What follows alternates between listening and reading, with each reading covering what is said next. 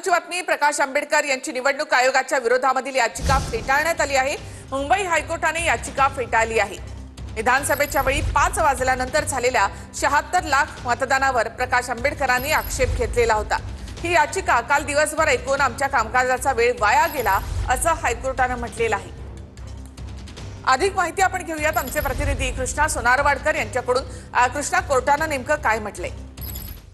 निखिल, आपण पाहतोय की प्रकाश आंबेडकर यांनी निवडणूक आयोगाच्या विरोधामध्ये जी मुंबई हायकोर्टामध्ये याचिका दाखल केलेली होती त्याच्यावरती काल संध्याकाळपर्यंत सविस्तर सुनावणी झालेली होती आणि निर्णय आज देण्यासाठी न्यायालयाने राखून ठेवलेला होता। आणि आता थोड्या वेळापूर्वी मुंबई हायकोर्टाने हा निकाल दिलेला आहे आणि यामध्ये प्रकाश आंबेडकर यांनी निवडणूक आयोगाच्या विरोधात दाखल केलेली याचिका ही फेटाळून लावलेली आहे। याचिकेमध्ये काही प्रमुख मागण्या होत्या, आक्षेप होते, ते म्हणजे निवडणूक आयोगाने दिलेल्या आकडेवारीनुसार संध्याकाळी 6 नंतर जे काही मतदान विधानसभा निवडणुकांसाठी झालेलं होतं त्यामध्ये 19 जागा अशा होत्या ज्या 19 जागांमध्ये सर्वाधिक मतदानाची आकडेवारी ही वाढलेली होती आणि जवळपास 76 लाख मतदार ते अचानकपणे कसे वाढले, ते कुठून आले, हा एक प्रश्न याचिकेमधून त्यांनी उपस्थित केलेला होता। मात्र काल दिवसभर यावरती सविस्तर युक्तिवाद झाल्यानंतर आज जो निकाल दिलेला आहे त्यामध्ये न्यायमूर्ती गिरीश कुलकर्णी आणि डॉक्टर आरिफ यांच्या खंडपीठाने जो काही निर्णय दिलेला आहे त्यामध्ये ही याचिका फेटाळून लावण्याचं म्हटलेलं आहे। शिवाय काल दिवसभर याचिकेवरती जे काही युक्तिवाद झाले ते ऐकल्यानंतर आमच्या कामकाजाचा वेळ जो आहे तो वाया सुद्धा गेल्याचं सुद्धा हायकोर्टाने स्पष्टपणे मत व्यक्त केलेलं आहे। या निकालाची सविस्तर ऑर्डर जी आहे ती थोड्याच वेळामध्ये प्रसिद्ध होईल किंवा ती जी काही अपलोड होईल, त्यानंतर त्याच्यामध्ये काय काय निरीक्षणं हायकोर्टाने नोंदवलेली आहेत ते पाहणं महत्त्वाचं असणार आहे। मात्र सध्या तरी प्रकाश आंबेडकर यांनी निवडणूक आयोगाच्या विरोधामध्ये जे काही आक्षेप नोंदवलेले होते किंवा जी काही याचिका दाखल केलेली होती ती सध्या तरी हायकोर्टाने फेटाळून लावल्याचं पाहायला मिळतंय। निखिल, हायकोर्टाच्या माहितीबद्दल।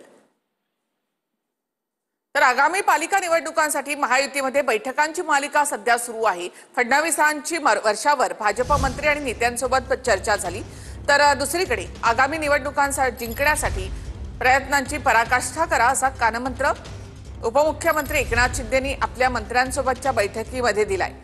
तर एकीकडे राजकीय रणनीतिकार नरेश अरोरा यांनी अजितदादांच्या भेटीसाठी सह्याद्री अतिथीगृहावर उपस्थिती लावली। आगामी पालिका निवडणुकांसाठी महायुतीमध्ये बैठकांची मालिका सुरू आहे। मुख्यमंत्री फडणवीसांची वर्षावर भाजप मंत्री आणि नेत्यांसोबत चर्चा झाली आहे। यावेळी फडणवीसांकडून सर्व मंत्र्यांवर विभागनिहाय जबाबदारीचं वाटप करण्यात आलं। तर तिकडे उपमुख्यमंत्री शिंदेंची सुद्धा त्यांच्या मंत्र्यांसोबत बैठक झाली आहे। या बैठकीत पक्षातील मंत्र्यांना उपमुख्यमंत्री शिंदेंनी कानमंत्र दिलाय। तर अजित पवारांची राष्ट्रवादी पुन्हा गुलाबमय होण्याची चर्चा आहे। दादांच्या राष्ट्रवादीकडून आगामी स्थानिक स्वराज्य संस्थांच्या निवडणुकीसाठी तयारी सुरू झाली आहे। महाराष्ट्रात भाजप पुन्हा नंबर 1 पक्ष होण्यासाठी मेहनत घ्या अशा सूचना मुख्यमंत्री फडणवीसांनी दिल्या। फडणवीसांकडून मंत्र्यांवर विभागनिहाय जबाबदारीचं वाटपही करण्यात आलंय। स्थानिक स्वराज्य संस्थांच्या निवडणुकीच्या पार्श्वभूमीवर हे जबाबदारीचं वाटप करण्यात आलंय।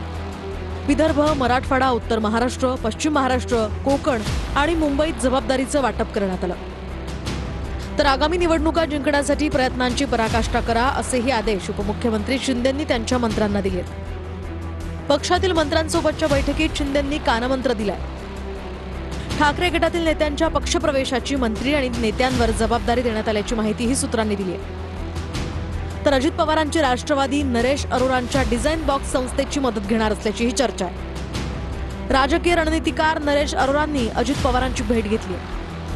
आगामी निवडणुकांसाठी नरेश अरोरांची कंपनीच अजित पवारांच्या राष्ट्रवादीसाठी काम करण्याची शक्यता आहे। काल अतिशय महत्त्वाची आमची बैठक झाली आहे। संघटन, त्याची रचना, त्याच्या नियुक्त्या, त्याबद्दलचा कार्यकाल आणि त्याच्याबद्दलची नियमावली आणि नियुक्त्यांचं जाळं विणण्याची भूमिका आम्ही स्पष्ट करून त्याचा कार्यक्रम तर ठरवलाच। मिठी नदीमध्ये साफसफाईमध्ये पैसे खाणं, गार्डनमध्ये पैसे खाणं, आरोग्यामध्ये पैसे खाणं, कोविडच्या वेळेला मुंबई महानगरपालिकेचे जे पैसे वापरले त्याचा हिशोब नसणं, मला वाटतं ह्या सगळ्या गोष्टीला आता जनता उत्तर देईल आणि येणाऱ्या महानगरपालिकेमध्ये विजय हा 100% महायुतीचा आणि शिवसेनेचा भगव्याचाच होईल। महायुतीमध्ये तर संसद आणि विधिमंडळाच्या अंदाज समितीचे अध्यक्ष आणि सदस्य यांच्यासाठी चक्क चांदीच्या थाळीमधून पंचपक्वानाचा बेत करण्यात आला होता असा आरोप आता विरोधकांकडून केला जातो। यासाठी चांदीच्या एका थाळीचं भाडं हे 550 रुपये आणि जेवणासाठी 4000 रुपये खर्च करण्यात आल्याचा आरोपही करण्यात आलेला आहे। माळेगाव कारखाना अजित पवारांच्या ताब्यात आलाय. कारखाना निवडणुकीत अजित पवार स्वतः निवडून आले आहेत. 101 पैकी 91 मतं घेऊन अजितदादांचा दणदणीत विजय झालाय. अजित पवार यांच्या निळकंठेश्वर पॅनलचे 21 पैकी 12 उमेदवार विजयी झाले.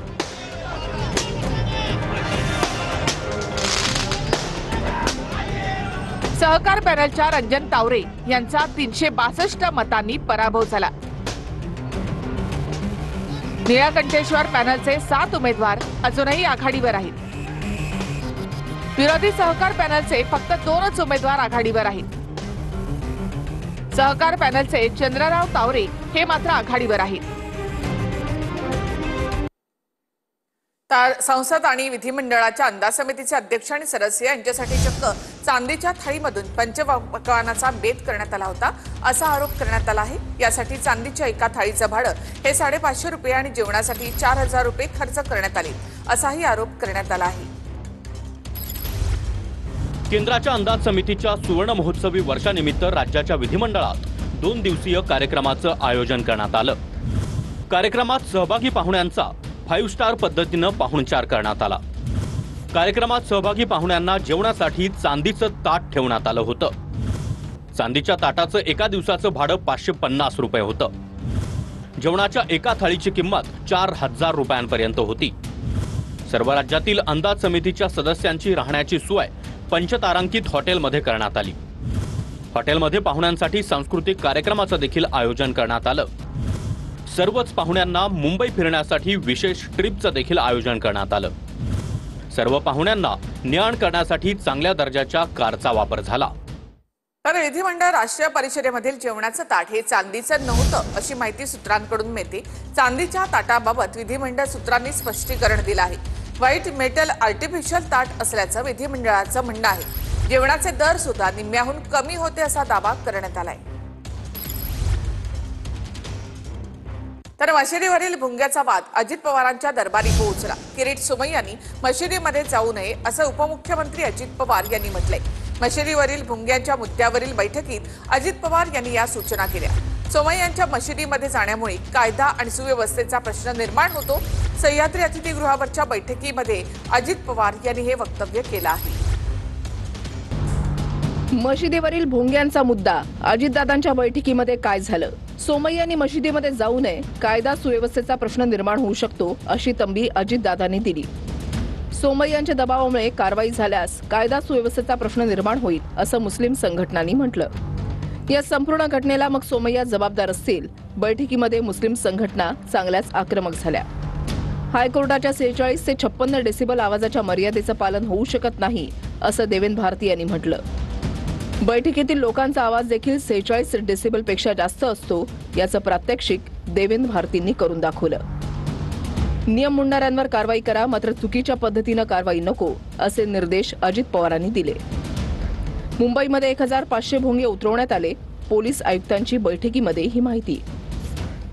मोठ्या प्रमाणात अवैध आणि ज्याला आपण म्हणू एका मर्यादेच्या वर या भोंग्याच्या आवाजाने त्रस्त समाजाने न्यायालयात धाव घेतली आहे. न्यायालयाने आदेश दिलेत आणि त्यामुळे अवैध आणि मर्यादेच्या बाहेर न्यायालयीन आदेशाच्या कक्षात येणारे भोंगे उतरवले आणि उतरवले गेले पाहिजे ही किरीट सोमय्यांची भूमिका योग्य आहे. तर कोल्हापूरमध्ये शेतकऱ्यांनी मला घेराव घातला आणि पत्र देऊन आम्हाला शक्तीपीठ महामार्ग पाहिजे असं सांगितलं. तर काही लोकांचा विरोध असू शकतो, मात्र त्यांच्याशी संवाद साधू शक्तीपीठ महामार्गावर मुख्यमंत्री देवेंद्र फडणवीसांनी आता ही प्रतिक्रिया दिली आहे.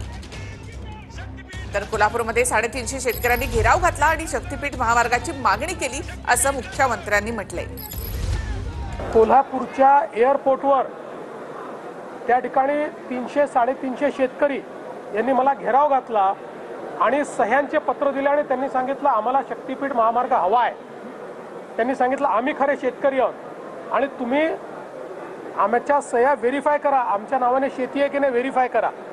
ठीक आहे, काही लोकांचा त्या ठिकाणी विरोध असू शकतो, त्यांच्याशी संवाद आम्ही करू. कालच उपमुख्यमंत्री महोदयांनी सांगितलेलं आहे की आम्हाला संवादाने हे करायचंय, आम्ही संवाद करू, पण राजकीय विरोध जे करतील त्यांना मात्र आम्ही बधणार नाही. आता हे लोक शक्तीपीठाच्या मार्गाला लागलेले. काय शक्तीपीठ? 20,000 कोटी मंजूर झाले, त्यातले किमान 10,000 कोटी बाहेर येतील. जसे MMRDचे 3,000 कोटी आले आणि हे 10,000 कोटी स्थानिक स्वराज्य मतदारसंघाच्या निवडणुकीत वापरले जातील ठेकेदारांकडून. हे तुम्हाला आम्ही आता सांगतो. हे सगळे जे ड्रीम प्रोजेक्ट चालले आहेत हे ठेकेदारांकडून हजारो कोटी काढण्यासाठी. मी काही नाराजी व्यक्त केली नाही. त्यांना आम्ही सांगितलं की हे करण्याच्या आधी आपण शेतकऱ्यांना विश्वासात घेऊ, आम्हाला आपण वेळ द्या चर्चेसाठी, आम्ही आपल्याशी चर्चा करू लोकप्रतिनिधी म्हणून, आणि मग काय तो निर्णय आपण घ्या. पण शेतकऱ्यांना यामध्ये विश्वासात घेतलं जाणार आहे का? कारण सरकारचा ड्रीम प्रोजेक्ट आहे हा. नाही, जिथं विरोध आहे तिथं थोडंसं रस्ता बदलावा लागेल, लाईन बदलावी लागेल, आणि ज्यांना जास्त पैसे घेऊन द्यायचं आहे त्यांनी द्यावं.